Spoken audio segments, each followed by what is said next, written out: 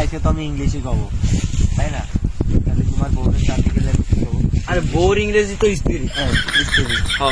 মানে তোমার মানে তো ইংলিশে আছে ইউ, আর মানে তোমার। ইউ আর স্ত্রী। বউর ইংরেজি ওয়াইফ না? তাহলে কি কব? তাহলে কি কব? কাকা তোর ওয়াইফটারে দিলি তো আমার ভালো হতো। সেরকম আমি কবে স্পিক ইংলিশ। Fuck you!